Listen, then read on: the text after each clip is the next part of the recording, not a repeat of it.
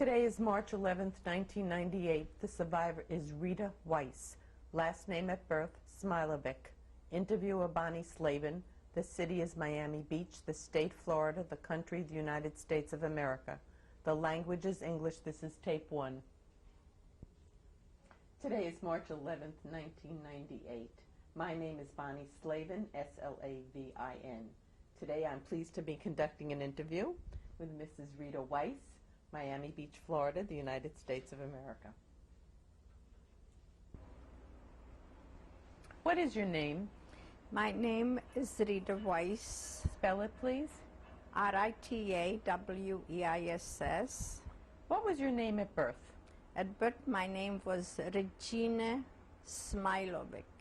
Smilovic. S-M-I-L-O-V-I-C.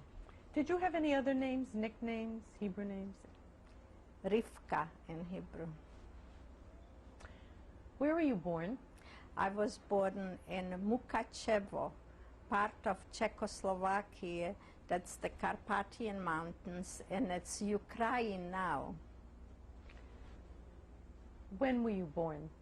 I was born October 2nd, 1923, in Mukachevo. How old are you now? Now I'm 74. I'll be 75 in October. I'm an old lady. Could you tell us the names of your mother's parents, your grandparents? My mother's parents was Mendel Hershkovich, maiden name. My grandfather's name was Shmuel Arye Schwartz. Describe your grandparents. The little I remember, my grandparents lived in a village named Patskanyovo Potakosh in Hungarian. And my grandfather used to come every Monday to town to visit us, always bought us a whole bunch of fruit and stuff from the village. And my grandfather was a redhead, and none of us children were redheads. We were all on my father's side dark. When he brought food and things to your home, where did he get them from? My grandfather was a very wealthy landowner. And when he came in town, he came with a wagon, and he just packed on a wagon from the fruit trees whenever the season was, if it was cherries or apples or plums. So he would bring down in the city. Do you remember any special time spent with him? The only thing I remember about him mostly is he used to tell us stories. He was a very good storyteller. And he always promised us he's going to bring us a red umbrella. Kids used to like umbrellas those days. So every time he came, he used to tell us, I'm going to bring you a red umbrella. What were his stories about? What kinds of stories? I really can't remember the children's stories he used to tell us. But we all gathered around him since we were a bunch of kids and listened to his stories.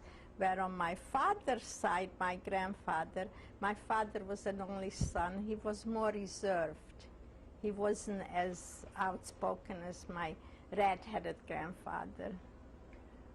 Describe your grandmother, your mother's mother.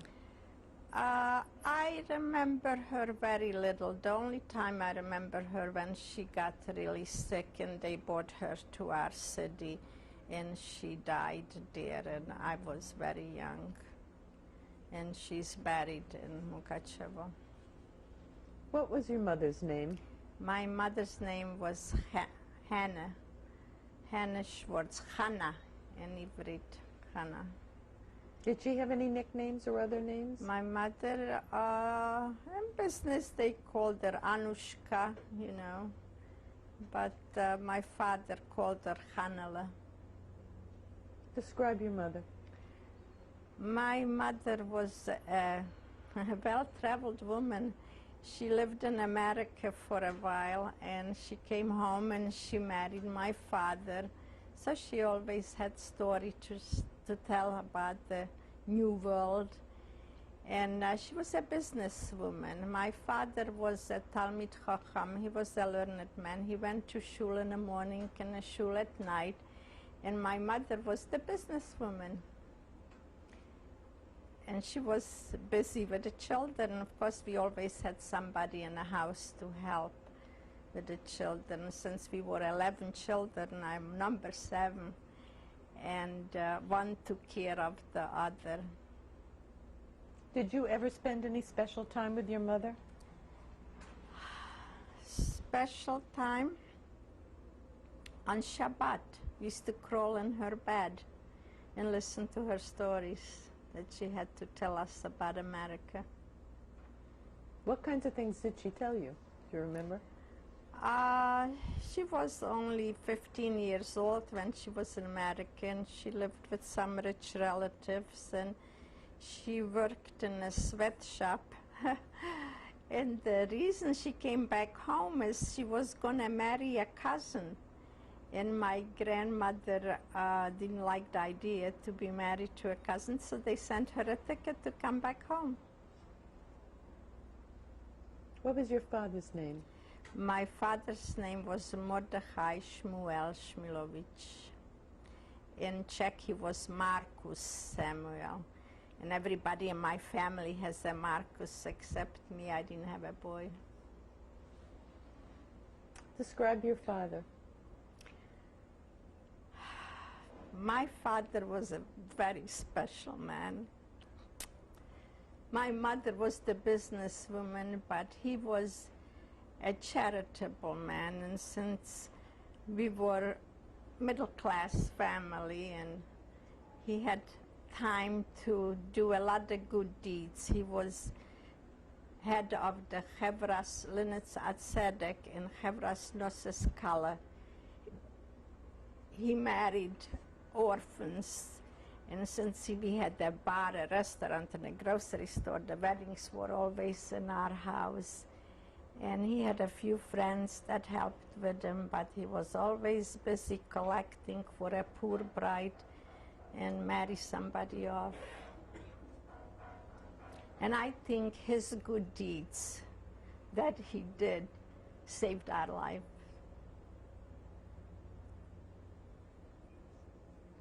Describe his parents. My father's parents, like I told you before, we had a red grandfather and a white grandfather. I only remember my grandfather having white hair like I have now. And he wasn't very talkative, but he was a very nice man. He died young because grandmother moved in and lived with us since my grandfather died, and she was our chaperone. My grandmother watched over us all the time. What was her name? Miriam. And your grandfather's name? Gershon Yaakov.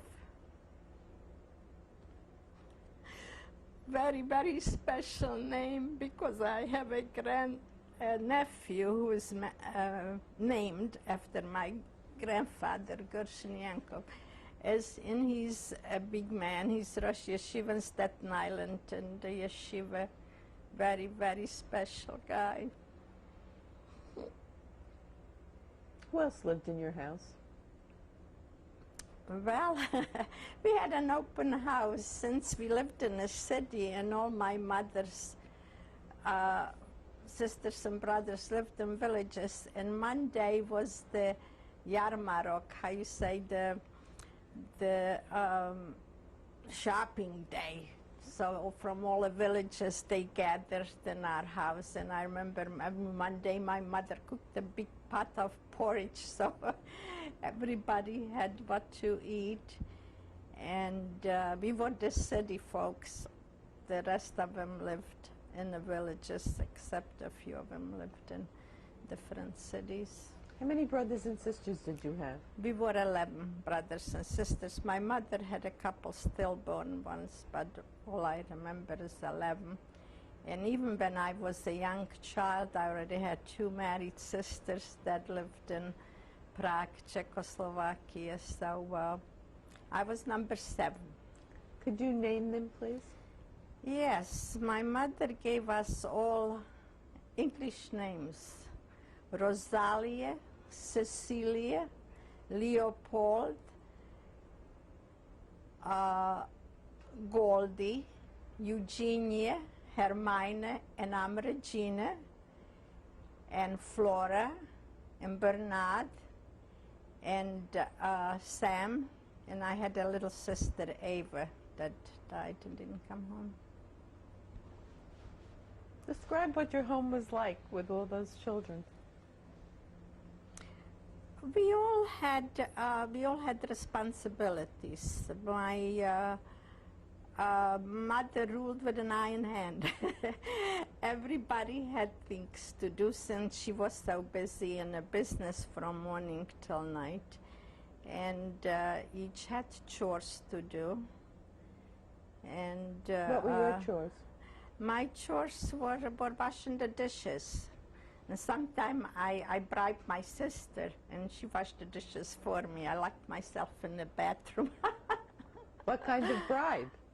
Oh, I would do something for her. Yeah, this is the sister that just died last September, Hattie Spitz. She lived in Phoenix, Arizona, and she was a very, very prominent woman. She was in the wig business, and I inherited the trade from her. Describe what the preparation for Shabbos was in your house. My mother used to get up early, wee hours in the morning, and bake delicious cakes for Shabbat. It was customary to have a coffee cake with a cacao in it, because Saturday we didn't cook, so every Saturday morning we had the cake with the milk. And we had help in the house since mother was busy in the business, and she'd done the cooking and the preparing, but we all helped. We all helped.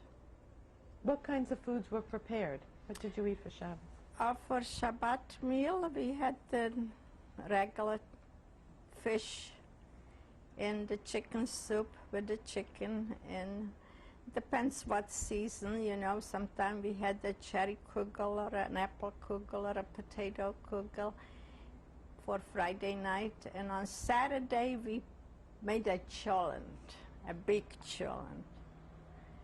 I like the cholent now, and I remember as a kid I never liked the cholent. But the nicest part of it was that we were a close-knit family, and we were a singing family. When Friday night came, we sat around the table, the 13 of us, and it was Zmirot after Zmirot all the time. And so on What was Saturday... your favorite song to sing? My favorite song for Shabbat?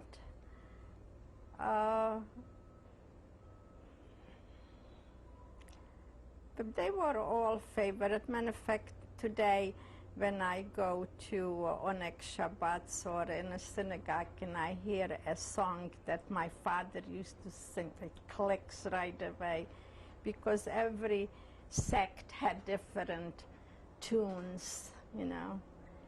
And my father had a favorite one, since he was so busy helping underprivileged people when they invaded Poland in 1938. The Poles were running across the border to Czechoslovakia, and since my father was a busy man in the Federation, they used to direct him to us, because we had a big dancing hall, and we would put straw on the floor and have him sleep over. And that was the reason they arrested my father in 1941, because he was helping Polish refugees that were crossing the borders. So that was the saddest day of our life when they took our father away. Matter of fact, it was on a Shavuot when he came from shul, and the Secret Service followed him and told him, Mr. Smilovik, you have to come with us.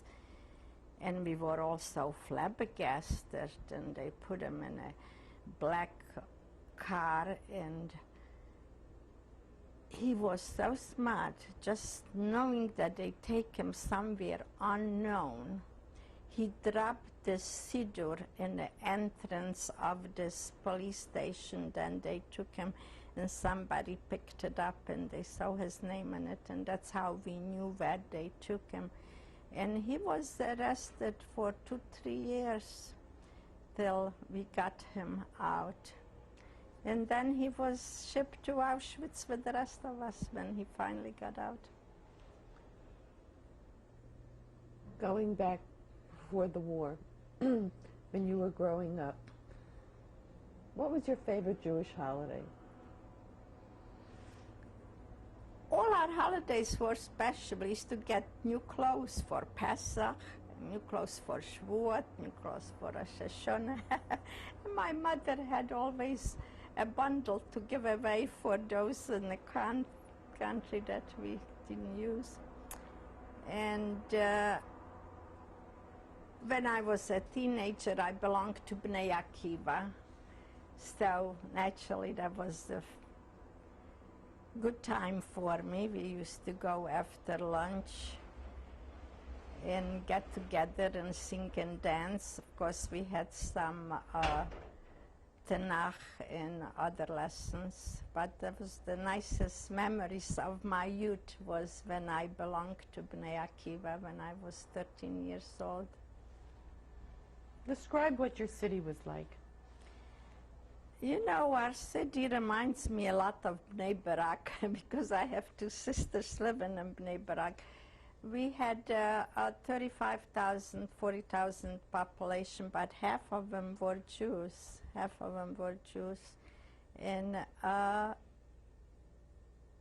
we had a movie theater, and we had public school, Hebrew gymnasium, we had high school, and we had business school. We had a college. So it was a very, everybody knows Munkach was like the center of the Jewish education. Did you live in a Jewish section? Since my father moved to Munkach is Hungarian, Munkach was in Czech, he got, as a dowry, acres and acres of land from my grandfather. And it was the city limits. And my father was a smart businessman, even though he didn't work in a business. And he sold the project to the government. And they built all government houses around us. It was about 200 Czech families. So since we had the grocery and the bar and the restaurant, my father figured we're going to do good business through this undertaking. So I lived among mostly Gentile people, it's a Gentile neighborhood. And as religious my father was, everybody respected him. Everybody respected him. Neighbors used to come and sit down and talk to him and about Talmud and about their religion and our religion. He was very, very open-minded. Describe your education. I had public school, and I had middle school. I had 2 years of business school. Did any of the schools have a name? In Czech, they called it Měšťanka. Měšťanka. Which school was that? That's my 8th and 10th grade. And the business school, did that have a name? The business school I went to when I learned how to sew. since the Hungarians invaded our part of country in 1938, we couldn't continue with our Czech education, so my father said everybody has to learn a trade because you don't know what's waiting for you and it'll come handy one day. And sure enough, one of my sisters had even to learn for a wig maker. My sister Jaffa, who lives in Bnei Barak now, was a very famous dressmaker, and I had to learn how to sew from her. And in order to learn a trade, you had to go to business school. How long did you go to business school? 2 years. Did you get a degree? Yeah. What kinds of things did you like to make? The problem with me was my sister used to complain because I used to entertain the girls and I didn't let them work. I used to read a lot and I had to discuss all my bestseller books with the rest of the girls. And I wasn't a big producer. What kinds of Then books? they sent me to get some thread and needles and buttons and all that in the morning. I used to come back at night. I had many stops to make. What kinds of books did you like to read? Well, we read a lot of Zionistic books since I belonged to Bnei Akiva, and we had weekly magazines that came out, and the stories were continuing from week to week, so I had to tell everybody what I read about from last week to this week. But I read Tolstoy and I read Gone with the Wind at home. One book circulated in a whole city. We didn't have the bookstores like here. Wherever we get hold of something and it was good, so one passed it on to the other. What language did you read those books in? In Czech, mostly. In Czech, yeah. Before 1938, did you experience anti-Semitism? Not in Czechoslovakia, no, not while I was Czech, no. That's one thing I have to grant to the Czech people. They were very democratic people. Our president, Tomáš Garrigue Masaryk, was a professor in the Chicago University when Czechoslovakia was established. March 7 was his birthday. September 28, 1914, Czechoslovakia was established as a democratic country. That after World War I, he became president, and he had an American wife from Chicago, Tomáš Garrigue Masaryk. He adopted her name, maybe Georgiana, but it was Garrigue, yeah. And we had a very peaceful democratic life. Businesses were growing and schooling were free. Matter of fact, when a child was born, the president gave everybody a $5 passbook for saving money. Now, I have very good memory from my childhood, from the Czech. Then the Hungarians invaded in 1938. So that's when I started going to the business school. How else did life change after that? Everything changed. They took away the licenses for a lot of businesses, and they weren't as easygoing as the Czech people were.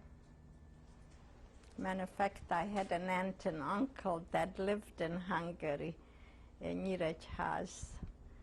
Nobody remained from that family, and they used to come every Shavuot to our home to visit from Hungary. It was my father's only sister. My father was an only son, and he had an only sister.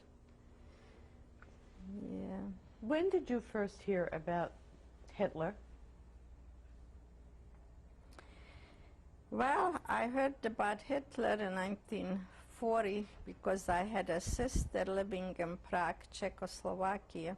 Matter of fact, my husband lived with my sister in Prague, and they had to escape Prague because Hitler invaded Sudetenland in 1938 also, but they let them live there till 1940, and they came back home in 1940 from Prague, but they didn't stay in Munkac. They moved to Budapest, since my sister had a sister-in-law and brother-in-law. My brother-in-law had a brother in Budapest, so they all moved to Budapest from Prague.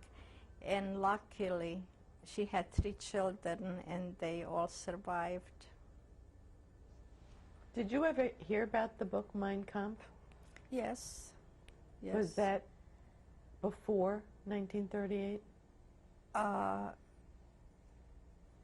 No, I heard about the book, but I didn't read it or anything. No, I heard Were about you the book. aware of the rise of Nazism or what was happening in Germany? Well, I just told you the best experience was that my sister had to fled from Prague. I had another sister living in Nymburk in Czechoslovakia, but she was taken to Theresienstadt. But before that, you weren't aware of what was happening in Germany? No, people were somehow so mesmerized, even though we were maybe 100 miles from Polish border, and we had experience rescuing some Polish soldiers crossing the border when they were fleeing the army. We still didn't believe that it was so crucial. Maybe I was young and had other things in mind, but we didn't believe it till the last minute, till it really happened, that what's going on. You know, somehow people just didn't believe it, that the world can be so cruel.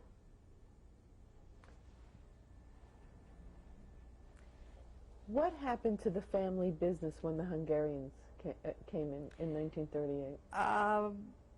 Luckily, since I told you before, we lived in this Gentile neighborhood, and all the financiers were neighbors, so they let us stay longer. But most of the businesses was confiscated. I think we stayed in business till 1940. What was the name of your business, the family business? I didn't have a special name. All you had to say is Shmilovich. We were the only Shmiloviches in the whole town. Everybody knew about our business. Even today, if I go someplace and I say I'm Shmilovich, they say, oh, I remember your sister so-and-so.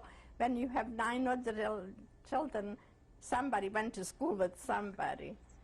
Even in New York, I went on the elevator and a guy stopped me once and said, you look like a Shmilovich. I says, yeah, I'm a Shmilovich. So we were the only Shmiloviches. In Poland, they have a lot of names, Shmulovich too, but in our town, we were the only Shmiloviches, yeah. Mrs. Weiss, we're going to stop the camera so we can change the tape.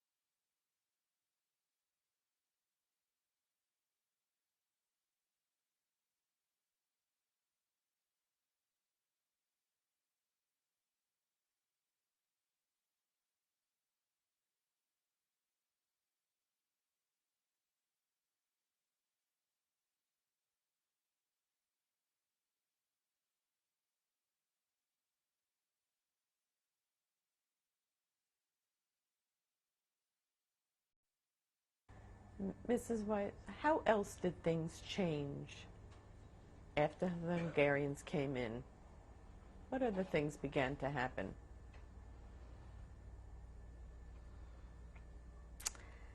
Well, We didn't have any physical changes or prosecutions or anything like that, but they were not as congenial as the Czechs were.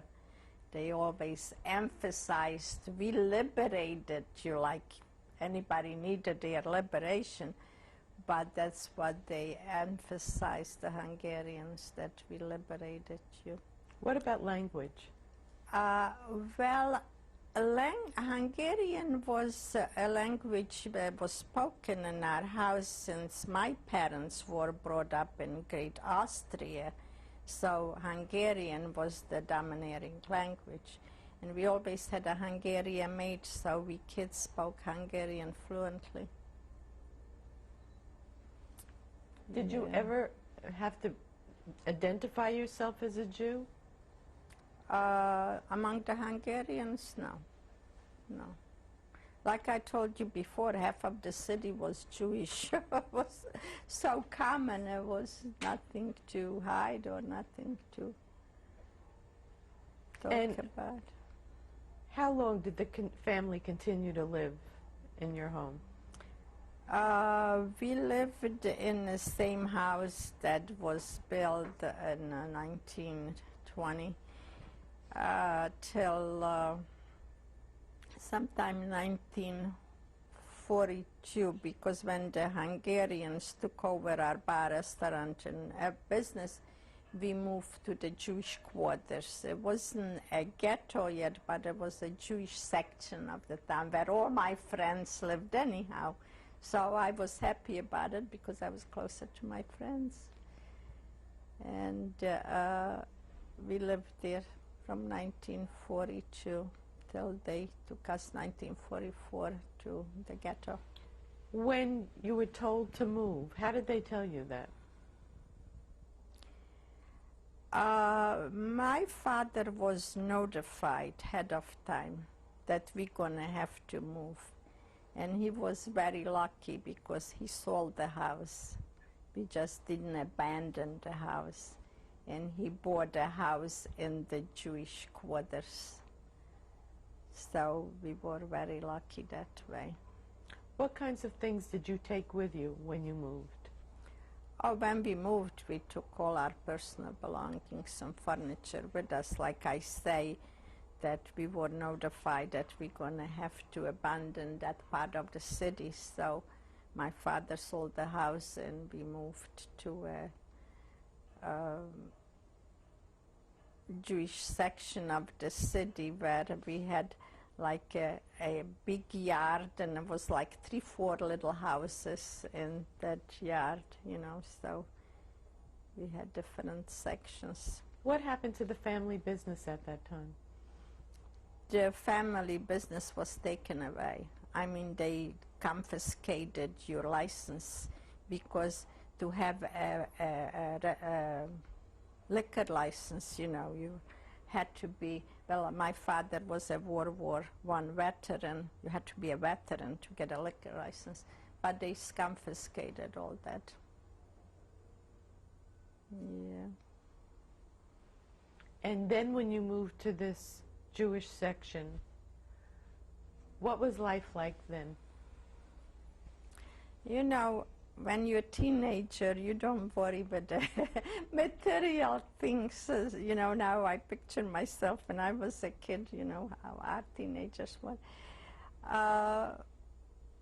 We continued with our life and still had the same friends, still belonged to the same organization, and Jewish life went on. Jewish life went on. What were you doing at that time? Were you working? Well, I told you before, I worked in my sister's dressmaking shop, so I still continued working here. And what kinds of things were the rest of the family doing? My mother opened up next to the shul a little restaurant in the section that we lived in. So we had like a cafe house, you know. It was breakfast, lunch, and dinner. What was the name of the shul? Do you remember? The Munkachi Shul, they have one in Borough Park. They have a copy of it in Borough Park. It was just a shul. I don't remember, you know, it's not like Bethel or Bet Abraham. It was just the große shul, the big shul. Do you remember any rabbis that you grew up with that Well, you knew? my father belonged to a shul which was like a shtibel, and it was the Choiver Rebbe, Polish originally. They were two brothers, Reb Nashele and Reb Moishele. My father belonged to Reb Nashele's shul. They both were in competition, each had a little shul. And my father was a very devoted shulman. He went to shul in the morning and the shul at night, and when the rabbi died, he had to support the rebbitzin and make sure she had what to survive on. How much Jewish education did you have?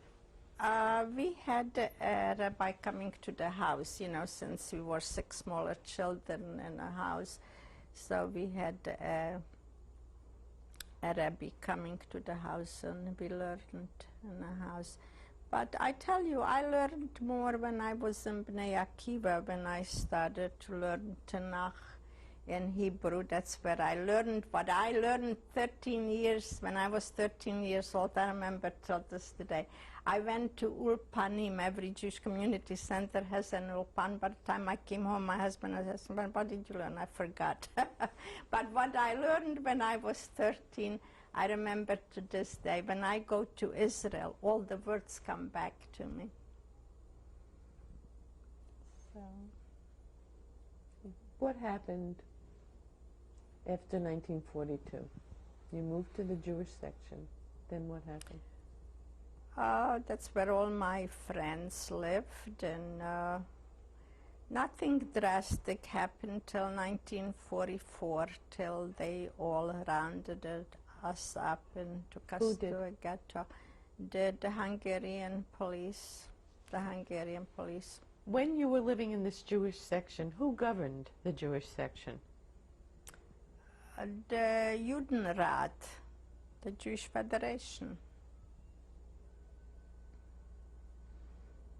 which my father was part of too, but since he was arrested, but at the time he was home already, he was very saddened when he came back. He was a changed man. He was a changed man, because even Friday night, when we had all the good food on the table, he used to sing songs that he heard while he was arrested from a Romanian rabbi or a Polish rabbi that they sang in prison. And his tears would run down the cheeks. I remember especially the one, Tzur Mishelo Lechalmo. And every time I sing the song now, it makes me cry. Can you sing it? Because I remember. Could you sing it? Well, I don't know by heart. It's Tzur Mishelo Lechalno Baruchu Emunai. And the rest of the words I don't know by heart.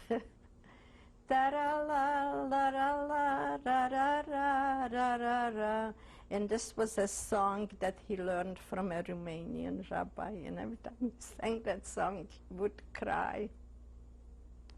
He was a broken man. When he came home, he wasn't the same man. But we were lucky that we got him home, and the reason we got him home, we knew somebody in the government in Budapest, since my sister lived in Budapest. And she went to the higher-ups, and they sent him home. Otherwise, people disappeared and never came home again.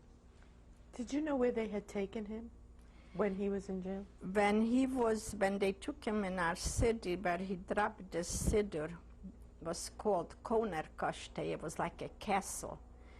And nobody was going to go near it, because I remember I had schoolmates that lived in the same vicinity, and we went up on a roof and we would watch in the castle, you know, to see any movement, you know.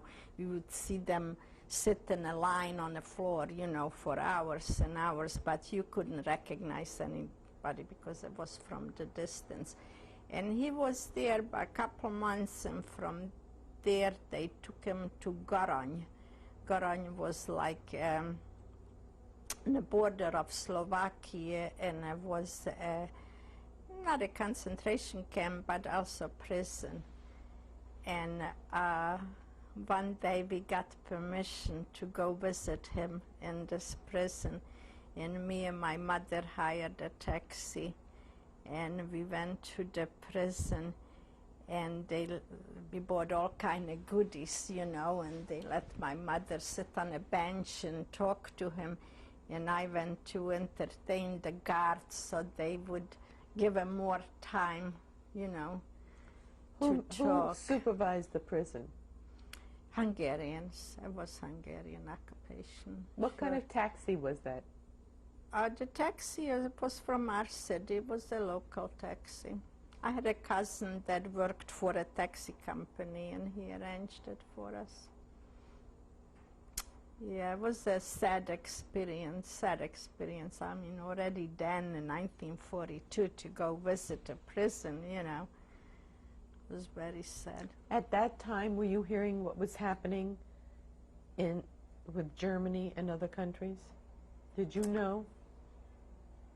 We knew about the occupation of Poland and the war going on. Actually, we knew because we knew it firsthand. They occupied Czechoslovakia, and my sister had to leave everything with 3 children and go, so it touched us personally, so we knew right away.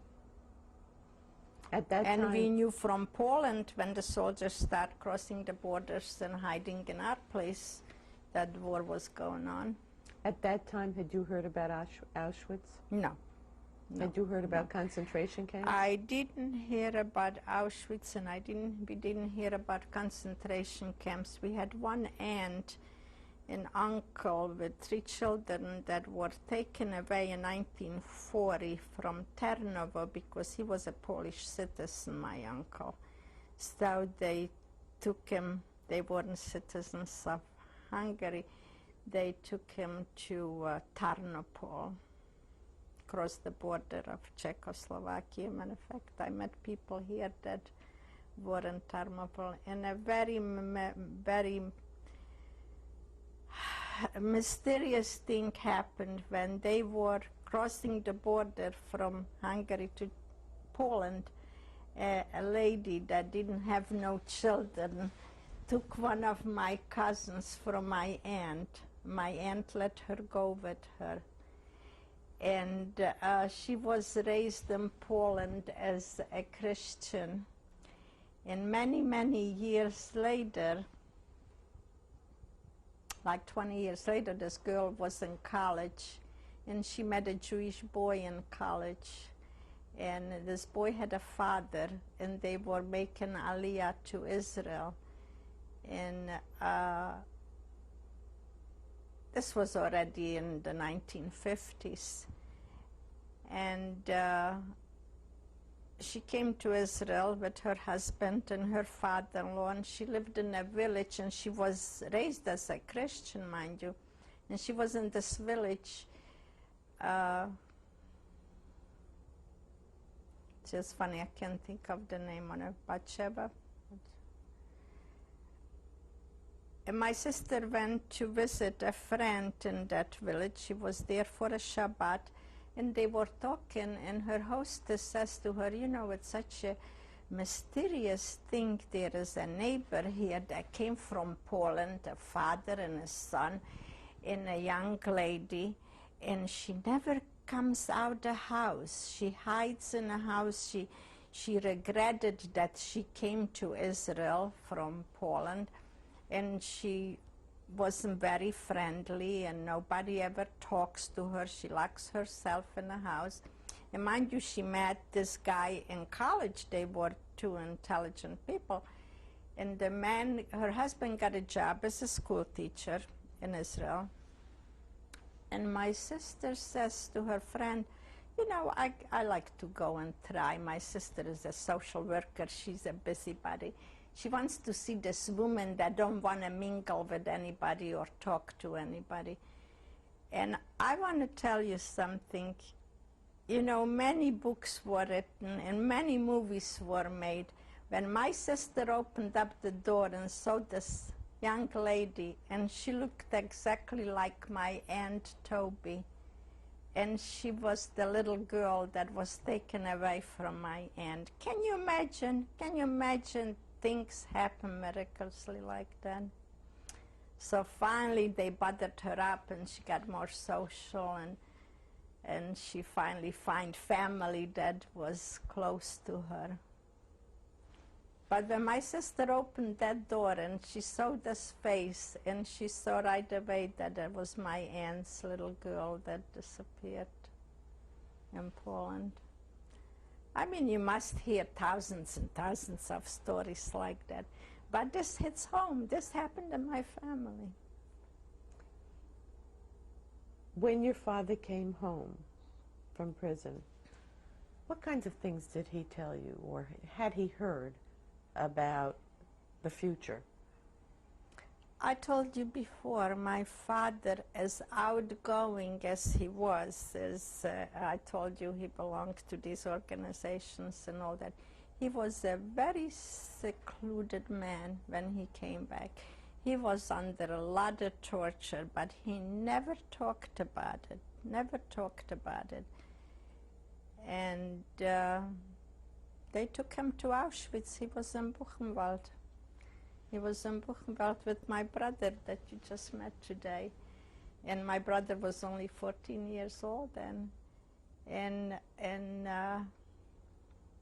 1944, February 28, and I want to tell you something.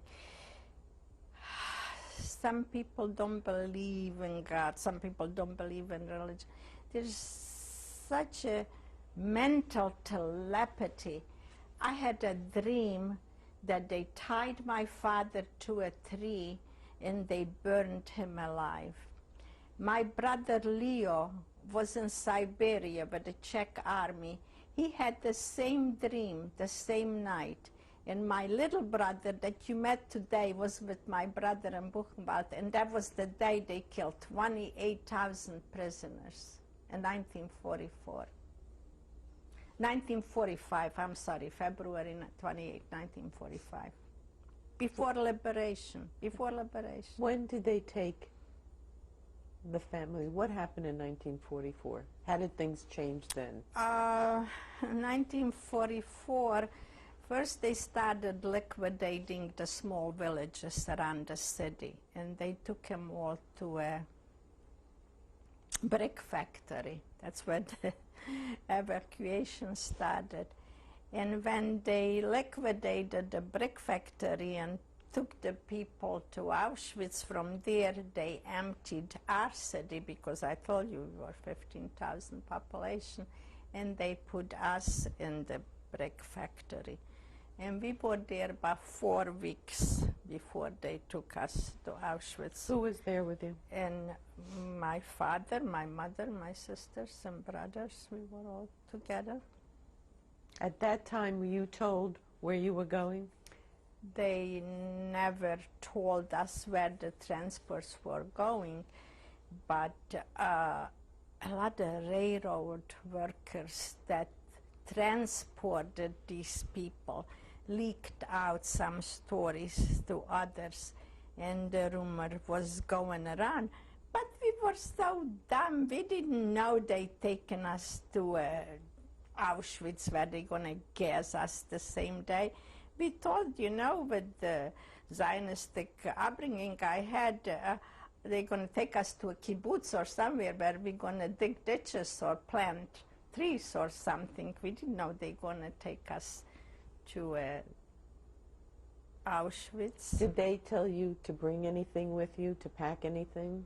When they chased us out of the house, they just came, the SS men, not the Hungarians, the German SS men came in, and alles hinaus, with the bayonets, and bang, bang, bang, everybody out. And it was funny how we were lining up in the yard to get on the street, And I remembered, oh my goodness, if I'm going to dig ditches, I have to have my ski boots, you know. And I crawled under a shelf to pull out my ski boots so I would have heavy shoes to work in. And I was the last one in the house, and the German came and he smacked me with a bayonet across my back.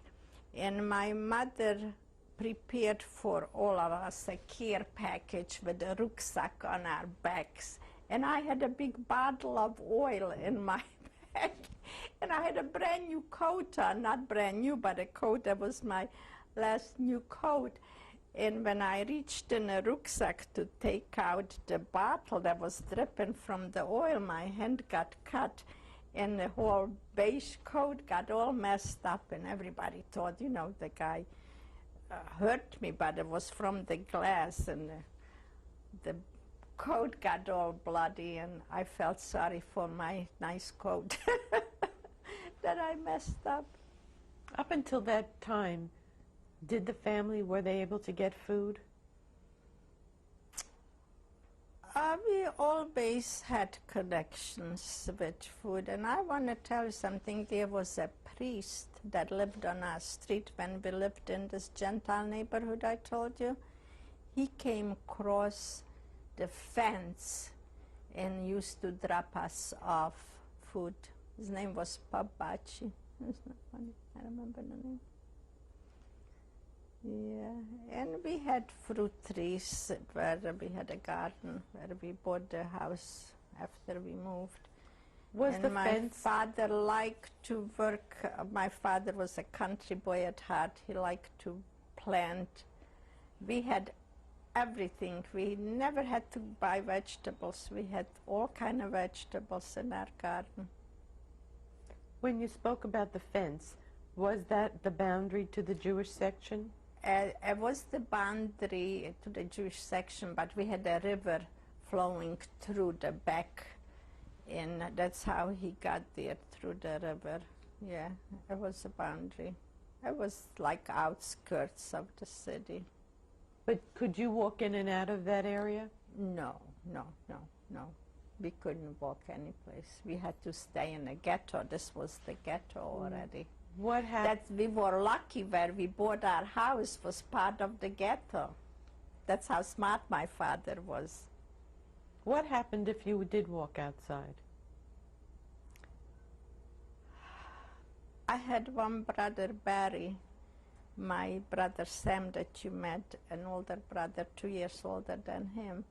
And he was a mechanic, a car mechanic. He worked for a car mechanic. So the Germans came and they let people out that worked for the Germans, you know, had to fix cars. He was only then about 18 years old, 16 years old. Barry was 2 years older than Sam. So every time he came back home, he would bring us some food from outside. But if you went outside, what would happen? I don't think anybody even dared to go outside of the ghetto. Did you have to I don't recollect among my friends anybody that would go out of the ghetto. Did you have to wear anything that showed you were Jewish? Yeah, we had to have a yellow star. Yellow star. And we were lucky that we were only a short time in ghetto, you know, where in Poland people 40 years in ghettos, you know. So accordingly, we were the last of the Mohicans. If they would have invaded our part of the country in 1944, we wouldn't have wound up in Auschwitz. Describe how you got to Auschwitz. Well, when we were in the ghetto, I got the rabbi's wife that I told you that died and my father took care of her was an old lady, And I was her nurse, so I put a band on my hand with the Red Cross, so I had access to the kitchen and to the first aid place. And I had an uncle that worked in the kitchen. So everybody got some kind of connections, you know. This was where? This was in a ghetto, before they took us to Auschwitz, yeah. And then they piled us up in the cattle trains like everybody else. Describe a cattle train. A cattle train. A cattle train is a cattle train like I watch today. The trains go by. They piled us up, 80, 100 people in one train that usually hold much less people. And I remember that people in the train used to tell to my father, how could this happen? Why did God make this happen? So my father told them, you don't ask questions, God. Rabbi Akiva suffered more than we did. And I remember those words like today because I belonged to Bnei Akiva, so the special name for me, that Rabbi Akiva had to suffer for being Jewish too, so we suffered too. We're going to stop the camera so we can change the tape.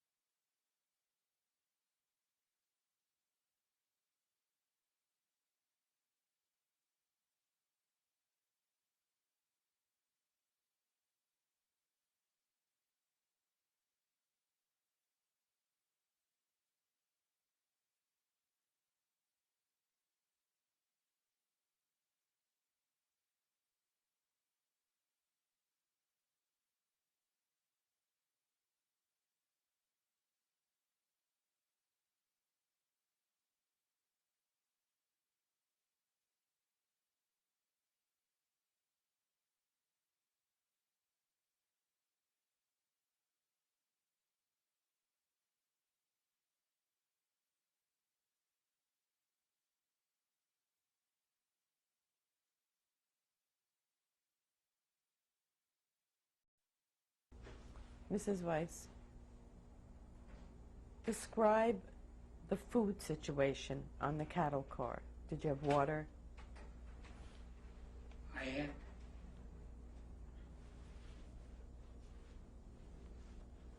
Did you have water? On a cattle train, no. How long did the trip take? We worked 3 days and 3 nights on a cattle train. Did you have food? Since my uncle worked in the kitchen and we were the last transport out of the ghetto,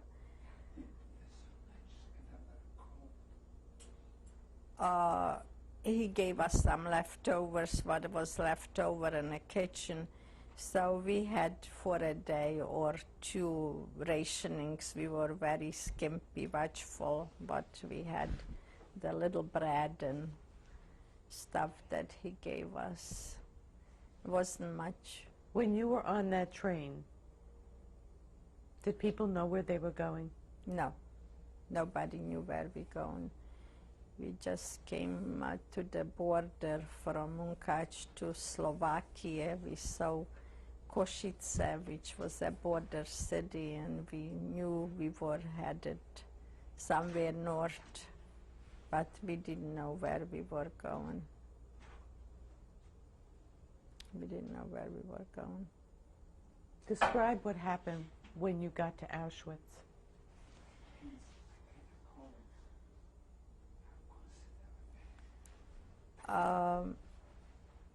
It was 3 days and 3 nights till we arrived to Auschwitz, and I had this rabbi's wife with us in the cattle, and I watched over her, and she was such a holy woman that God spared her to get to the chamber. She died in a cattle train. She died. And when we got off the train, it's the same story, left and right. What did you see when you got off when you came down from the train? When we got off the train, the Katsay workers that were there before us were very brutal, very rude. Hurry up, hurry up. They didn't give us time to look around and see where my mother was or my father was. The only thing I remember when I turned back, that my mother carried my sister Shari's little baby on her shoulder, and my sister Goldie had a 3-year-old little boy, little Emil too, with blonde curly hair, and we wanted Goldie to give the child to my mother too, but my mother had one child on one hand, and then she took a little Lyserku on the other hand, and he hollered, "Mommy, Mommy, don't leave me." And she turned around and she went back to the row where my mother went to the gas chamber. She left us, but my sister Shari, who just gave up an 8-month-old baby and her milk was coming up, we suffered with her so much. Who made the selection? Mangerle. Mangerle, you arrive, you know, you get off in Lechts and Rings, and you look at this handsome-looking son of a gun, you know. We didn't know what was going on. Was anything else said to you? Any other conversation? No questions, no conversation. It's the workers from the cattle train said, just go right, go right, go right. The Jews that were there from before, they said, go right, go right. And when you went right, what happened? When you went right, you went through the selectia, you know, where Bengerle stood and let you go to the right, and the left, they went to the gas chamber. Did you know that at the time? No. No, we didn't know at the time nothing when we arrived to the Zeelager, and we had the block-out testers that watched over us, and they used to say, you still have vitamins in your veins, and we are here 4 years old. You see that chimney? That's where your parents are, in the chimney. You see that smoke? That's where your parents are. And we thought she was crazy. We didn't believe that. Who would be so cruel and say anything like that? We just didn't believe it. And, you know, we were surrounded with 4 chimneys in Auschwitz. You know, you could see the smoke going day and night. And we didn't believe it. We thought they were just mean, you know, scaring us like that. Where were they from? That was, some were from Slovakia that were taken away in 1941. Some were from Poland, from all over. When you were taken in and you went to the right, what kind of processing did they do? What did they do? Well, when we arrived to the Ableisung building, you know, where they took everything off from you and they shaved your heads. I had my head shaven twice before my aneurysm in Auschwitz. Who shaved you? Some girls that were selected for that process. And then what else? And they gave us a 1 stitch of clothes. 1 stitch, no underwear, nothing, just 1 stitch of clothes. And I remember that first day, because we all looked like skinny and with 1 stitch of clothes, but across from our Lagerstrasse were the men, like my father with the 2 boys were right across from us, and they were hollering, Shmilovich, Shmilovich. You couldn't recognize them. I did recognize my father, all shaven in a striped suit. You know, they had striped suits. And we were so happy that my father was among the living. And then where did they take you? We stayed in Auschwitz and Seelager till September 1944. And we just had, you know, the roll calls every morning, 4 o'clock. It was still dark outside, staying for hours, counting 5 in a row, 5 in a row, you know. If God forbid one was missing, they would let us stay there a whole day till they find who was missing. Sometimes somebody got sick and crawled under the bunk until they find her. And my sister Shari, that the baby was taken away, she was so miserable. Her milk was coming up to her neck. And every day we were watching over her. She should go to the electric wire. She wanted to kill herself. It was very painful. Did you know it was electric wires? Yeah, well, the rest of us told us that were there 4 weeks before us when they emptied the ghetto. They bind up the same place we came to. And they told us, don't go near the wire. It's loaded. What was the number of your block? 24. Seelager number 24. Yeah. Did you work when you were at Auschwitz? No. In Auschwitz we didn't work. In Auschwitz we just stayed Seelager in the morning and Seelager at night. And every day for selections, you know, they were taking people to crematoriums, and every day we had to line up, and we never stayed in a row together because we were 4 sisters and we didn't want to resemble each other, so we used to skip rows so they wouldn't recognize that we were sisters, because if they saw a mother and a daughter or 2 sisters, they tried to separate them. But we were lucky, and I tell you, there are many unbelievers, but we experienced things that only angels were guarding us on our shoulders. I mean, being 4 of us together and 4 of us surviving, it's really just a miracle of God. And I always say the good deeds that my father did came and helped us. In your block, were there people from other countries? In my block were people just from our part of country. We had block testers that were, one was from Germany, there was a German Jew, and Berta was from Slovakia, and she was the block tester. What was food like? How did they feed you? Food like, well, early in the morning they gave us a plate of black coffee. So being 4 of us together, we used to wash with 1 plate, and the rest we shared among ourselves, but at least we had a little hot water to wash ourselves with. And same thing with the 1 slice of bread that they gave us in the afternoon. We had 4 slices of bread between us, so we took that 3 by 3 little slice of bread, or 4 by 4, and cut it in 4, and each of us had a bite. So we always saved up a few slices for later on. So we had between us each slice that we cut up to 4 pieces for dinner. Were there any holidays celebrated or observed when you were in Auschwitz? We came to Auschwitz on Shavuot 1944, and we were there till September, which are the high holidays time.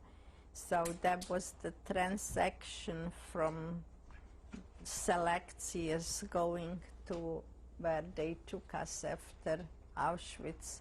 So it was no get-togethers for holidays, none. We knew it's September and we knew it's holiday time, but there was no specials. Did you know what was happening in the war? Did you hear any news about the war at that time? About the rest of the world? No. no, there was no access to any news. No. Was there No. any... The only time I remember when they emptied the Theresienstadt camp, and we were in Seelager, and they were the lager next to us, and they came from Czechoslovakia, and this was the last transport from Theresienstadt, and it was heartbreaking because they still had young children among them, 3, 4, 5-year-old children with the hair and everything. But there was only one day. Next day we got up and they were all gone. They were all liquidated. It was a sad sight to see. Sad sight to see. Did you think you were going to survive? Yes. They say in Hebrew, bitachon. We had that will of surviving, and that's what we inherited from my father, because we saw how he suffered, and he came back home to us, and we just thought that someday we get even with them. And that's what kept us going, you know. The positive, because I met a lot of people there, you know, that were so negative, and they just couldn't cope with all this, and they just died from being heartbroken, or they let themselves go. And you couldn't do that. You had to fight from morning till night for survival. Every day was a survival day. Every day. You didn't know what tomorrow comes, when your turn comes to go to the crematorium, because when they didn't have enough people for the crematorium, they made a sale appel and they selected some people from the camps. And every day people were separated, mothers from daughters and sisters from sisters.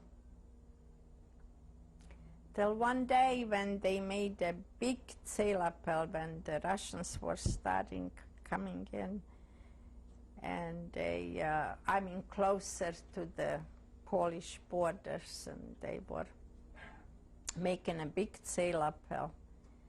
And that's when they round us up on trains again. But a funny thing happened just before the sale appel. We were dressmakers, so we took the lining off of some blankets and made ourselves skirts and wore them, which was sabotage. You weren't allowed to do that from the blankets, but we did. So my older sister said, Rivchu, they called me, you go to the latrine and you hold our clothes, because if we're gonna go to the bathhouses, they're gonna take our clothes away. And as obedient as I was, you know, I was always the busybody. I took the bundle of clothes and I went into the latrine. And that latrine was big latrine, you know, and I stayed behind the door because the whole camp was locked up. You couldn't go on a Lagerstrasse. And all of a sudden I look up behind the wire, and my sisters are marching on a Lagerstrasse already selected for a transport. So I thought myself, my goodness, they are out of sight already, and I'm here still holding the bundle of clothes. So what am I going to do? And here, you know, it's restricted to go on the Lagerstrasse. And somehow I watched where our block was emptied already, where across from our block they were selecting people. And that's why I say miracles happen. I should cross that street from that latrine, and I left the bundle there naturally, and I stood in a line with the girls on the Lagerstrasse. I didn't know where they were taking them, if they were taking them left or taking them right. And luckily, I wind up in the same transport that my sisters were on. Can you imagine? I mean, these are just little things, unbelievable, that I'm locked behind the barbed wire. I saw my sister passing by my eyes, you know, and we were traveling a whole night in a train, a regular train. It was a passenger train? A passenger train. And I went from one compartment to the other compartment, and I hollered, Hedy, Flocha, Shari. You know, I wanted to know if they on.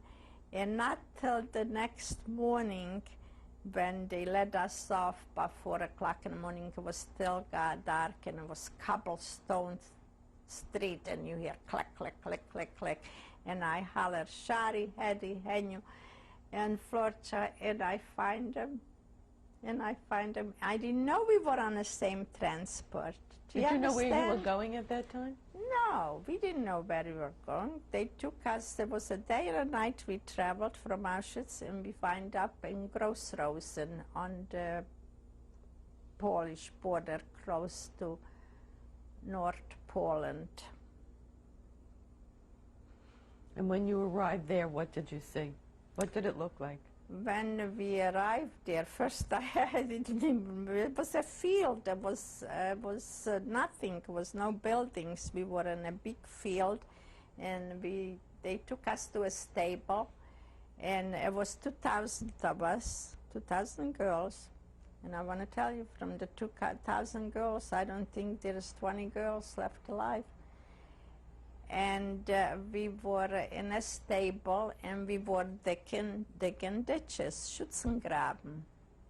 They were digging these ditches like 3 meters across and 3 meters deep. So when the Russian tanks arrive across the borders, they should fall in the Schützengraben. Who supervised you during that time? Germans, Nazis, sure. But since we spoke German and we spoke Hungarian and other languages, we were selected to be in the first row because we were the interpreters for those that couldn't understand German or the other orders. And how were you fed at that time? Same way, every morning before we went to dig ditches, we got one bowl of black coffee.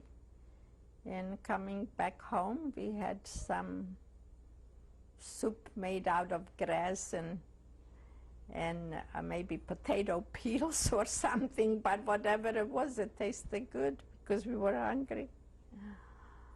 Oh. One day, the Wehrmacht, the soldiers, says that who wants seconds? They were, you know, scraping out of the bottom of the barrel, you know, so naturally everybody wants seconds.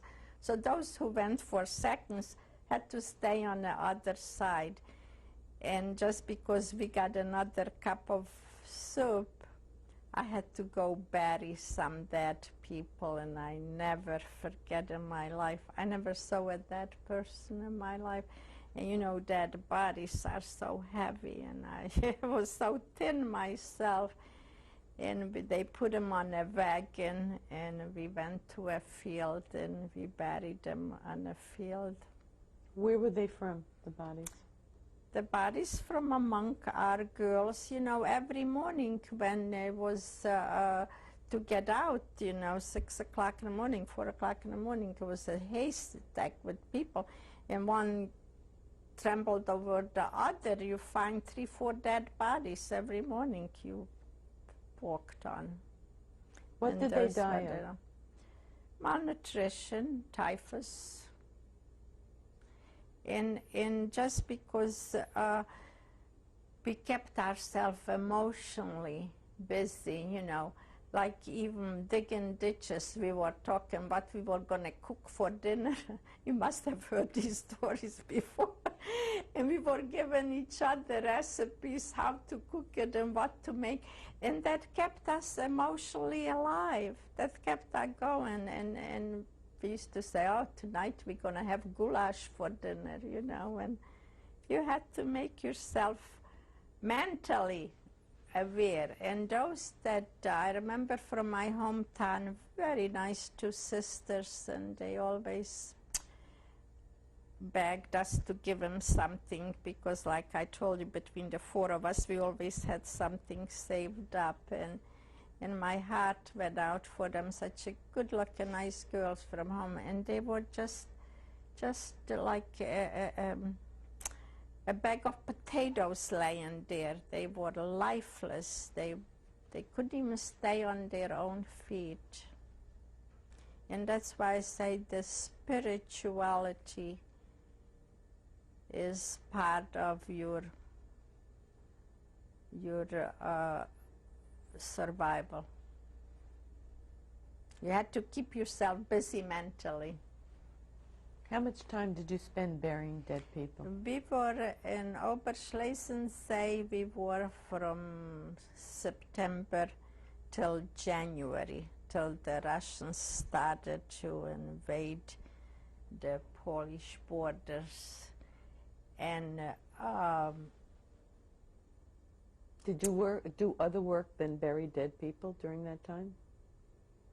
Did you do any other work? I didn't volunteer anymore for a second cup of water. No, I was. They had a Sonderkommando. They had special people that they selected. This was in the beginning, but then they got organized. They had a Sonderkommando that selected for the special part of work. And we were there till January. Matter of fact, Christmas time, you know, December 25th, you know, we had some girls had very good operatic voices, you know. and girls were singing all kind of Christmas songs. And next day, they rounded us up, and we had to evacuate this stable place because we heard shooting already close by, and they took us for a dead march.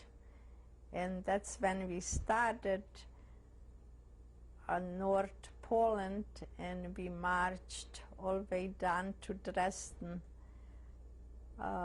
This was like December 26th, 27th, and 4 weeks later we were still marching in the slush and the snow with our feet bundled up in rags. And my sister Hattie, who lived in Arizona, she just died last September, had trouble with her legs. She couldn't walk anymore. And if you couldn't walk from the transport, they just shoot you on a spot in the woods. They didn't bother with you. Can walk, boom, they got rid of you. So Hattie said one day, we were in this big haystack, you're gonna leave tomorrow morning and I'm not going with you because I can't walk any further. And we said, well, if you're not going to walk, we're not going to walk. One for all and all for one. So it was a very rich, stable, big haystacks. And we let ourselves down all the way to the bottom, ground floor. But there were others that were as smart as us that they're going to hide out in the stable. And in the morning, Go ahead. When they said, alles hinaus, we were already hidden in this haystack. And that's how we were there for 2-3 days. And the Germans came with dogs, and they were shoveling the hay back and forth because they were missing a lot of people. And we were in that haystack for 3 days. And then what happened? And then what happened? Then the Malachim came on our shoulders again. Because when we came out that morning, we were like rags, you know, squashed up in the straw and all that. And we came out, it was still dark outside, and no sooner we leave this farm where the haystack was, across from there were woods, and we saw a bicycle running by with the German SS man. But that SS man thought he saw illusions, you know, somebody. We ran across that street and we got into that woods, into those woods, and we even saw how he got off the bicycle, but we were long gone already. And we got in there by 4 o'clock in the morning, and we didn't get out of those woods till next day midnight. And never in my life did I see such a deep woods. We got deeper and deeper into the woods. Who was with you? My 3 sisters, Flocha, Shari, and Hedy. And when we finally, in a wee hour in the morning, heard somebody say, "Cocorico, we heard the hand, we in civilization."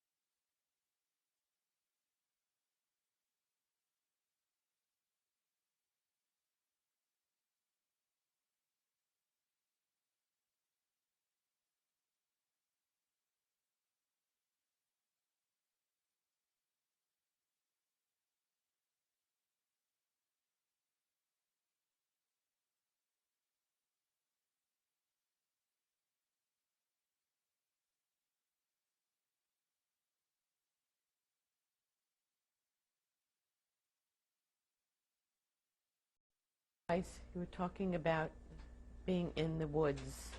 Where were the woods near? Where was that near? Well, at the time we didn't know where we were going, but it was a miracle that all day from 4 o'clock in the morning we didn't see no end of the woods till the following wee hours of the morning. And we wind up being close to Dresden, which is 1,000 miles from where we originally started off. And when we were on the end of the woods, we saw a field. We were starving, not eating for a couple of days, except our rationings, what we saved up all the time. We saw, you know, for the winter, they put potatoes in the ground to plant again for next spring. So we saw the stack, and we went and we were digging with our fingers, and we find some raw potatoes, which we ate right away. And like I say, it was still dark outside, and all of a sudden we heard a voice whistling,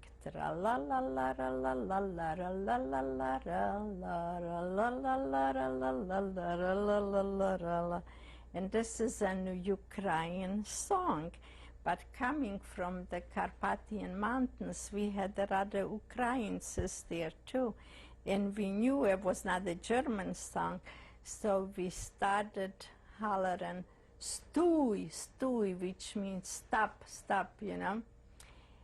And we ran over to this young man. He was maybe 18, 20 years old, a young man, very young man. And we start talking to him in Ukraine. And of course our Ukraine was more like Czech, you know, but he understood what we were saying, and he got scared, you know. So I told him, take us to your leader, you know, like the Indians, take us to your leader. So he took us to a stable where about 4 or 5 of these Ostarbeiters, you know, they were voluntary Ukrainians that worked for the Germans in the field in the spring. And when they saw us coming in, and luckily we had numbers on our clothes, we tore the numbers off, and there was 4 men and 1 woman there, Maria, and she hollered at that young man, "Eto Yevreis, those are Jews, those are Jews."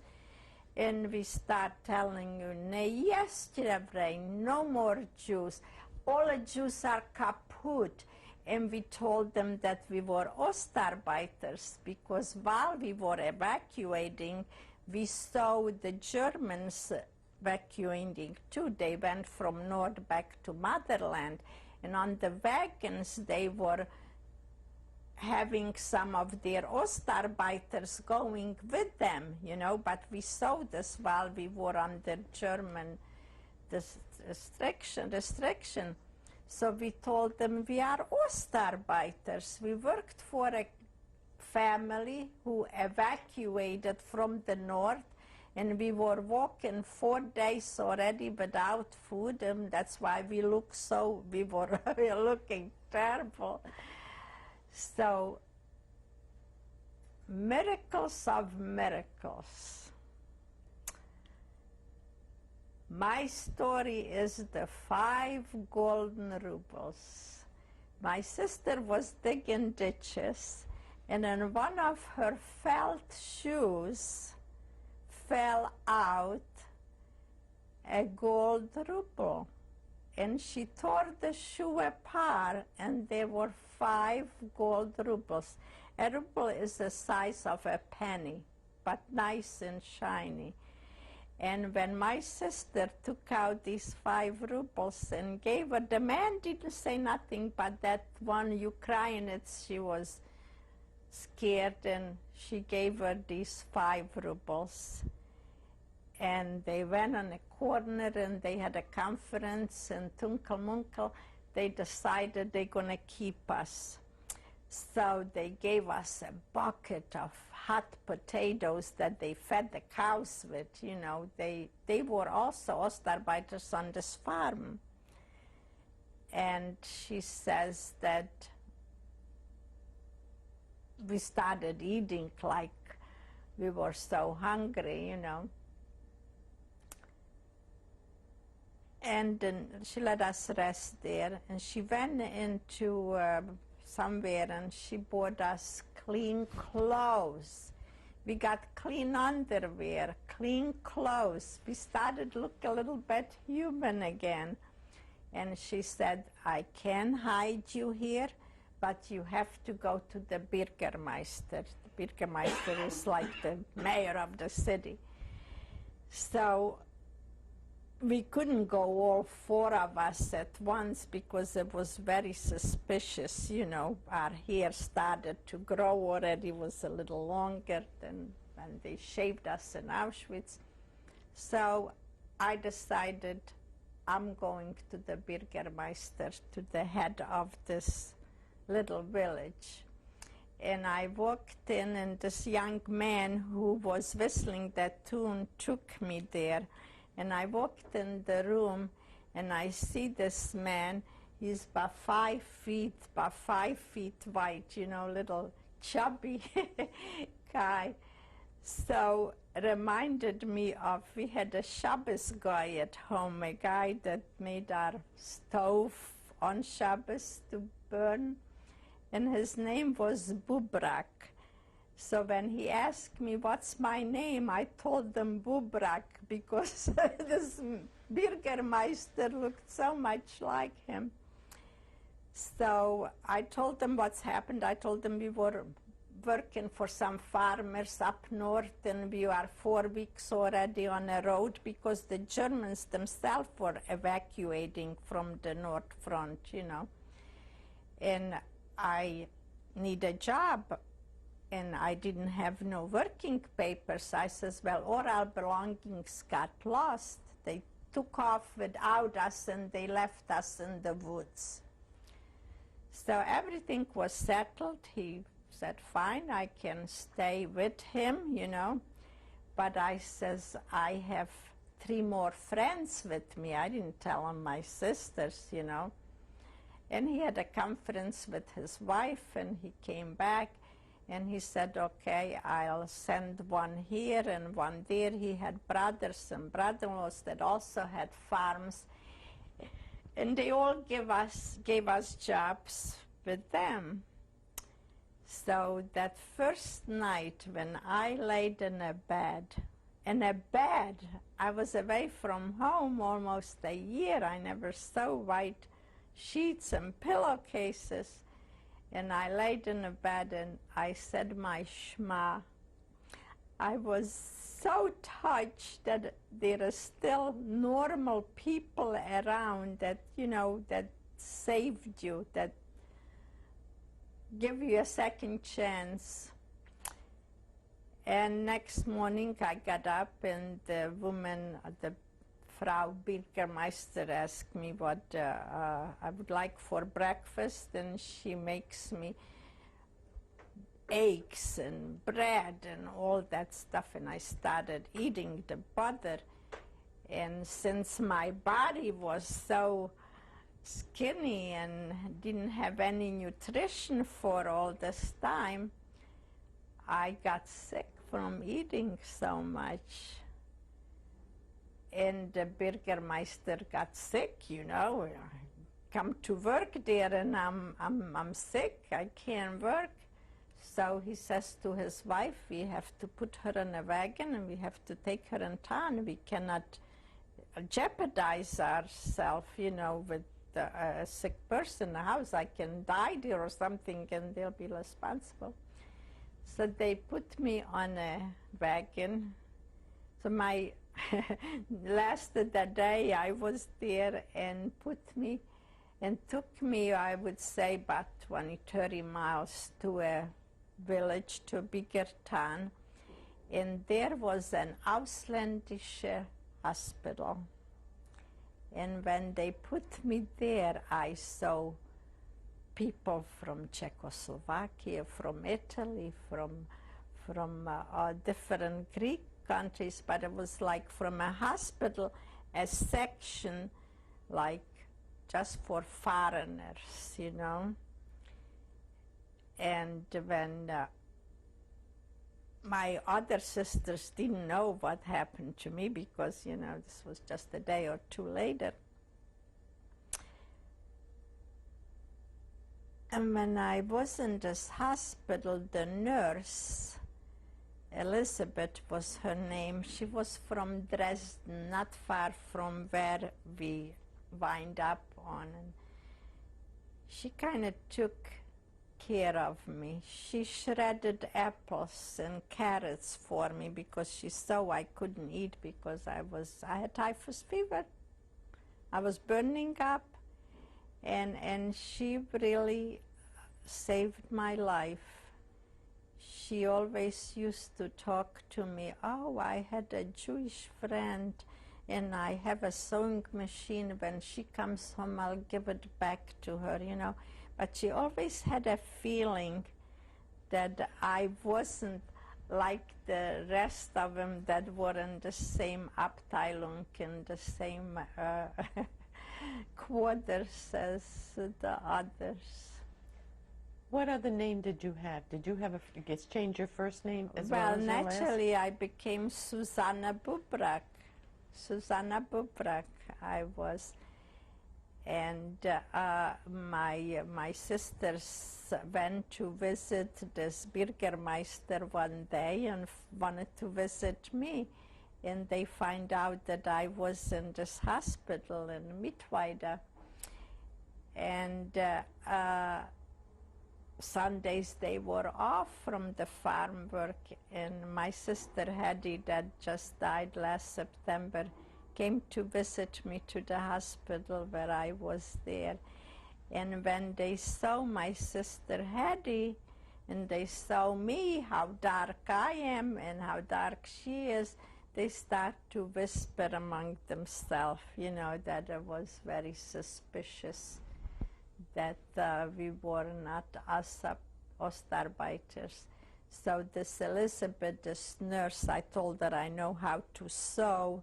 She put me in the Nähstube, and I became fixing uppers, you know, for the linen for the hospital. What was the name of the hospital? It was in Leisnig. I always wanted to go back, but since my husband got sick and I was tied down with the family and with business, I never had a chance to make that trip to go visit a place that they liberated me. But it was funny, one day this nurse Elizabeth brings in a guy. He's 6 feet tall, big, handsome-looking guy, like a general. And that was when they were, the Germans, evacuating already and hiding out. And she wanted me to make a suit for him from the linen that I was fixing. He should look like a doctor. Probably he had an SS uniform and he wanted to hide. And I got so scared. Never made a man's suit. And luckily I made it look like a pajama, and I did make him an outfit for that guy. So I was in this hospital in Leisnig from about 3 months. February, March, April. And I met a girl from Yugoslavia, Dera Maria. She was from Zagreb. And we became very friendly because Yugoslavia is a Slavish language. If you speak Czech, you speak Polish, you speak Yugoslavian, you understand all these languages. These foreign people who were in the hospital, were they from camps? Had they been part of the... No, they were Ostarbeiters. They were voluntary workers for the Germans, and some of them were. There was one guy from Czechoslovakia, there was one from different countries there. They called it the Ausländische Abteilung from the hospital. And this Maria became like a mother to me. She watched over me all the time. I lost her address, and when the Russians finally liberated a part of Germany, I was around May the 1st. So this Maria says to me, Susanne, we have to leave. We're not going to, you know, stay here forever. So we got ourselves some linen from the closets there where I was fixing linen. We got a little wagon. All the Germans were pulling little carts, like, you know, the kids have those little carts, and we left. We left, it was around May the 1st. And we started walking and walking and walking. All of a sudden, a big truck comes with a lot of Russian soldiers, you know, and they stop right in front of us. And they asked us if we want to ride. So we said, sure, we want to ride. You know, we're going to Czechoslovakia. And, you know, not knowing where I was only about 30, 40 miles away from the Czechoslovakian border, because Dresden is close to the Czech border. And they put us on the truck, and they took us to a farm where they were going to stay over that night. But I was scared because, you know, I never met a Russian soldier before, and they were drinking vodka. Maria was much older than me. She spoke their language. So when we got to this farm to sleep overnight, I hid in a stable outside. And I stayed all night in the stable. In the morning, they were looking for me. Where is the other girl? Where's the other girl? They couldn't find me. So the German woman there find me, and we were so close to the Czech border that we came to a post to the border of Czechoslovakia, and I saw the Czechoslovak flag, red, white, and blue. I was like in a different world. I was so happy that I finally made it. And they took me to a military on the border. And when I saw the military man there, you know, I was away a year. I didn't know how their outfits look and all that. I started to cry so hysterically because I was so overwhelmed. And that was the first time that I told the guys there that I was Jewish. You know, I knew I was in safe hands. And, you know, the good memories I had from the Czech occupation, I wasn't afraid of telling them the story about that my parents and my rest of the family, I don't know where they are. All I knew is that I had a brother Leo in the Czech army, and he was in Siberia, because when he was occupied in Olomouc in the Czech army, they made a Czech brigade in Czechoslovakia. And he came back as a big man from Did you Siberia. go back to your hometown? This Czech officer gave me money to get in, took somebody to put me on a train, and he took me to Prague, because I know my sister lived before the war in Prague. Maybe I'll find my sister somewhere. And when he put me on a train and I got off on Václavské náměstí in Prague, and you had to go like from one station to another station. It was 2 stations in the city. If you wanted to go east, where I lived in Munkac, so I had to go to the other train station. So I got off the train, and I didn't go 10 feet, and a little boy comes running after me, and he hollers, "Shmilovich, Shmilovich, Shmilovich." And I look at him, I couldn't think where out of the blue somebody would recognize me like that. My brother, when we had a grocery store, had a busboy or a helper in a store. He was a young boy, 15, 16 years old, and he recognized me. And he says, "Don't go anywhere. You're in a good city. You're in Prague. You have a brother here, the brother you just met." Can you imagine? Sam was 15 years old that time. He says, "I saw him day or 2 days before. The Czech people were so kind to the refugees returning from the war. They gave us apartments, they gave us clothes, they gave us whatever we wanted. They opened their home to us. And they took us to a Red Cross building, this little boy, because he was looking for my brother. He was going to bring my brother to me.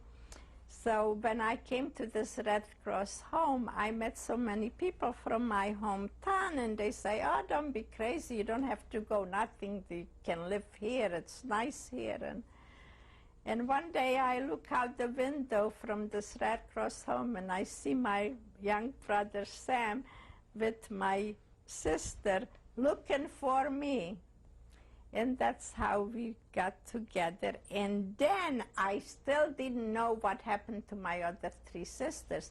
My 3 sisters, when the Russian invaded this town where we were at, where they were working on a farm, they got on a train and they went home to Munkac, because they heard where I was in a hospital in Leipzig is under American occupation. So I never forgave them for that they left me in no man's land and went home by themselves. Well, anyhow, we finally got united, and Was that in Prague? that was in Prague. Who survived the war? But with my brother Sam that you just met today, I was in Prague, and he already knew that my sister, who went to Budapest after the occupation, is back in Prague. So he took me to her house, and after that I wanted to go home and meet my rest of the family. So when I finally met them, they said that the reason they left me there because they thought I was under English occupation, American occupation. But who survived? Who didn't survive? Well, like I told you before, we were 11 children, and 8 of us survived. Who did not survive? My sister Goldie didn't survive. That went with her little boy to the gas chamber, and my sister Eva didn't survive. She was only 10 years old. And my brother Bernard,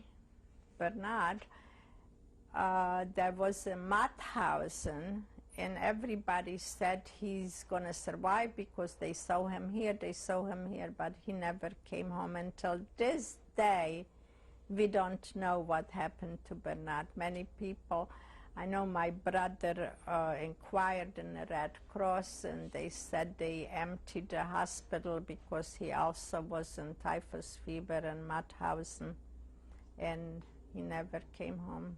Your father? My father, I told you before, was shot with 20,000 other people in Buchenwald, and that's the day I had that dream that my father was tied to a tree and burned alive. And my little brother, so he's a big man now, my brother was with him in a Russian voyeni plane. He threw him over the wire, my brother, in another camp, so he wasn't in the same camp where my father was. And he witnessed all that, and he knew my father was killed in Buchenwald. And when we came home after the liberation, you know, Friday you get ready for Shabbat, and I clean my brother's little suit, and I see in his pocket a picture of my father with a striped suit. I said, Sammy, where did you get that? And on the back of the picture was the date that they killed him. So till this day we observe the yard site of my father, February, Nissan Ches, because we know when he was shot. And your mother? My mother was taken the same day to the crematorium with my little sister and her 2 grandchildren. And I want to tell you something. We can sit here for hours and talk, but if the ocean would be filled with ink, you couldn't describe all the stories that we went through. And I'm just very lucky. I have a nice husband, and I have nice children and nice grandchildren that I live to tell you the story. Mrs. Weiss, we're going to stop the camera now and change the tape.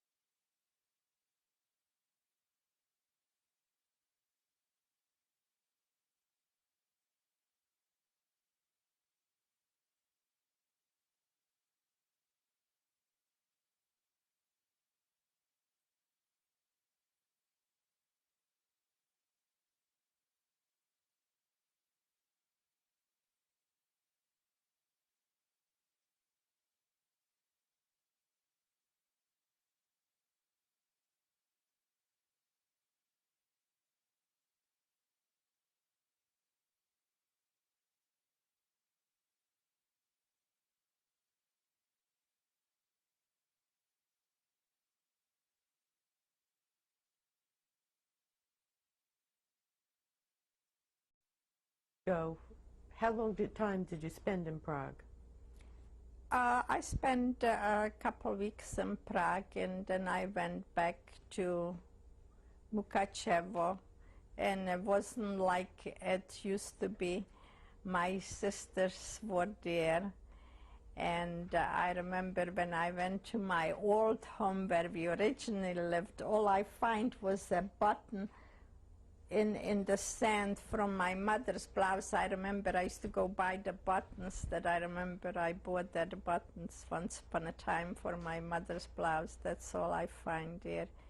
And we stayed in Munkachba 4 weeks, and then we went back to Czechoslovakia because I had my brother there who was in the Czech army. He was a big officer, and my sister was there with the family. So we settled to Czechoslovakia, and that's where I met my husband, And my handsome-looking guy. And when did you get married? I got married in 1947, July 29th, in America, in a Strathmore Hotel in Atlantic City. From Czechoslovakia? From Czechoslovakia. When did you come to the United States? I came to United States July 16th, 1947. Emil came 6 months before me, and he sent me papers, and I followed him 6 months later. We were very lucky because we got a small quota number, and I came through England, Southampton, on a Polish ship, Batory. Yeah. And we came to Atlantic City because Emil's aunt, who supplied us with the affidavits to come to the United States, was in a hotel business in Atlantic City, and that's how all family gathered here. And my Aunt Jean, may she rest in peace, she's buried here in Florida. She was a great chalutza. She lived in Israel before the war. She came to United States 1938, and she helped us all to get established. And do you have children? I had 3 children. I lost one daughter of leukemia in 1974. What was her name? Her name was Madeline, Miriam Hinde in Hebrew. And your other children? My oldest daughter, Shirley, lives in Colorado. And my daughter, Helene, who we call Cookie, lives here in Boca, in Florida. And grandchildren? I have 2 greatest grandchildren. I have a granddaughter, Zahava Yafa, we call her Kim, and she's named after my sister who perished in Auschwitz. And my grandson, Daniel Nathan Karsavar, who is in New York. And Kim works for an Israeli firm in Israel. And did you work? Did I work? I was born to work. Like I told you, we were a very industrious family. And when I came to the United States, since I was a seamstress, I worked in a dress shop and worked on alterations from 1947 till 50. In 1950, we moved to Phoenix, Arizona, because I had my sister, Hattie, in Phoenix, and we were there till 1954. We came back in 1954 to Atlantic City, and we went into the hotel business. So we had a coffee shop. We worked very, very hard, 18 hours a day. And then Emil got sick in 1959-60. And I went back to the dressmaking business. And my sister Hattie was very successful in Phoenix, Arizona, because she was the one who learned wig making. You know, we were 8 girls, and my father said, you know, we were a religious family, we're going to need wigs. Somebody has to be a wig maker. Wigs are expensive today. And Hattie says, why do you mess around with dresses? He says, why don't you open up a wig shop? I says, Hattie, I don't see no wigs. Nobody wears wigs around here. She says, you just put one wig in a window and you're gonna see. And sure enough, she sent me a box of wigs, and I hired some girls to comb them out and put them in a window, and they went 1, 2, 3. So we got rid of the dresses, and we opened up Rita's Fashion Wigs, and Rita was the #1 wig maker in Atlantic City. How long were you in business? I was in business since 30 years. 30 years in the big business, and then when the casinos came into Atlantic City, I supplied the casinos with the showgirls and men's hair pieces, and my husband was the buyer and the bookkeeper, and I had 4 girls working for me, and we were very successful, thanks God. That was a big help since Emil got MS in 1960. So it helped us to get through the rough times. When did you come to Florida? I'm here since December. We come every year for 3 months. Since this year they had a nice winter in Atlantic City, but the weather is more favorable for Emil to sit outside. The cold weather makes him stiff. I don't mind the cold weather. I was brought up and raised in snow and cold, but it's better for Emil, the warm climate. Mrs. Weiss, did you talk to your children about the Holocaust? You know, that's a very interesting question. My kids grew up with a complex, being refugees, children. But Baruch Hashem, I always gave them the Jewish upbringing, and you got to take the good and you got to take the bad. And I never looked down at myself being a refugee. I know the education I had, and I know the education I bought from my home. You can't buy from money. And I installed that to my children. And thanks God to this day, they all educated, well-versed in Hebrew and in English, and I'm very proud of them. Did you talk specifically about some of your experiences at Auschwitz and other places? We had one problem. As outspoken I am, as reserved my husband is. And every time I brought up something from the past, oh, here we go again. Mama's going to start crying again, you know. So I avoided, you know, most of the time at Passover, when you go through the Haggadah, what happened in Mitzrayim 5,000 years ago, you remember what happened to you just 50 years ago, you know. And I feel sorry for the children. It's hard on the children. It's something that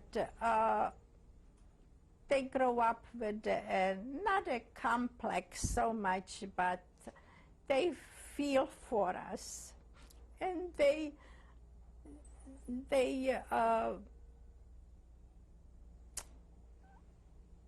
I don't know how to express myself, but I'm very proud of them. I'm very proud of them because, thanks God, I gave them a good education, and they very well like. How do you think the Holocaust has affected your life, throughout your life? How do you think it affected you? You know, from every bad, a little good comes out. And as much as I told you, like I said before, it's like a drop in the water, I wouldn't have the stamina, and I wouldn't know how to cope with my tragedies, losing a daughter 20 years old of leukemia and having a husband sick 38 years. That's an ordeal. And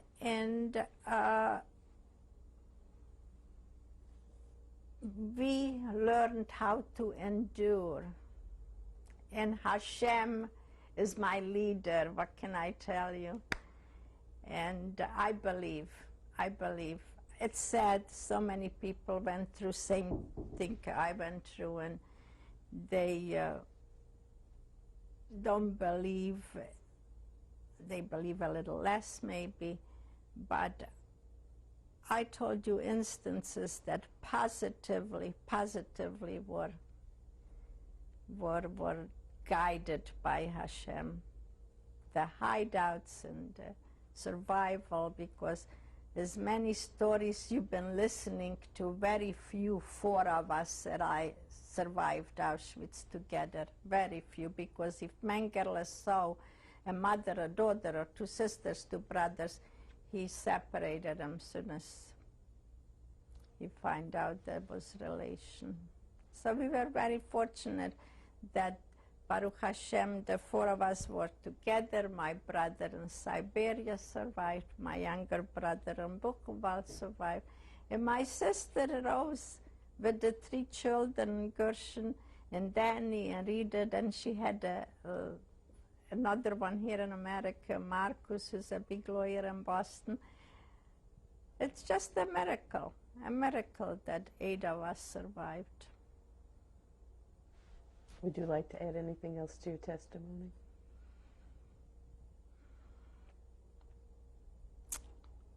What I would like to add to my testimony is that we can change things, and we have to believe, because that gives us something to go by, and it gives me meditation. People go to psychiatrists. I find in my belief my relief. And you have to take, like my father said in the train when they took us to Auschwitz, we can't change things. They were predecessors. Our what suffered as much as we suffered, and life goes on. Life goes on, and I just hope it never happens again. Just hope it never happens again. And I hope my children and my grandchildren should be well and enjoy life and make the best of it. And you got to make the best of every day. Thank you. Mrs. Weiss, please introduce your husband. Could you speak up a lot? Okay. Please introduce your husband. This is my husband, Emil Weiss, my boss. And we've been married 50 years last July. Where was he born? Emil was born in Zadnje, Czechoslovakia, and he lived in Prague. Is he a survivor? He's a survivor. Yeah. Where was he? Mauthausen. Emil was in Mauthausen, but Emil doesn't remember too much. He doesn't like to talk about it too much, and it depresses him too much if he does talk about it. It's okay. But he survived Mauthausen, and I was very lucky to get him for a husband. Everybody said he looks like Don Juan. And he's my boss. He did all my bookkeeping and my shopping in the store. She's my boss. And we are very fortunate to have him around, since he has MS for 38 years. And he's doing his best. He tries very, very hard. Okay, thank you. Mrs. Weiss, who is in this picture? This is my family picture from Mukachevo. When my brother went into the army, he wanted a family picture, so that's when we took our picture. I think 1938. And who was there? On the top row is my sister Yafa Shari that lives in Bnei Barak in That's starting Israel. on the left. On the left. Next to her is my sister Goldie Aranka that perished in Auschwitz with her little boy Emil. Next to her is my sister Hedy that just died last September, sadly. She was my supporter and my whole life, because we suffered both together all the years. And next to Hedy is me. On the bottom row to the left is my brother Barry that didn't survive, that died in Mauthausen. Next to him is my brother Leo, my big hero, who lives in Phoenix, Arizona. He came back after the war as a sergeant. And next to him is my mother, whose name was Hannah.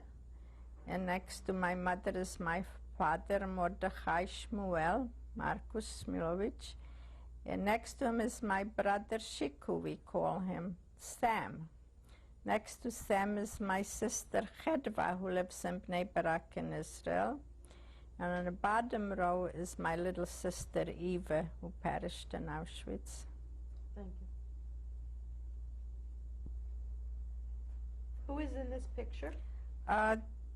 That's me before the war. I think that picture was made in 1944 or 43, just before we were going to Auschwitz. Where was it taken?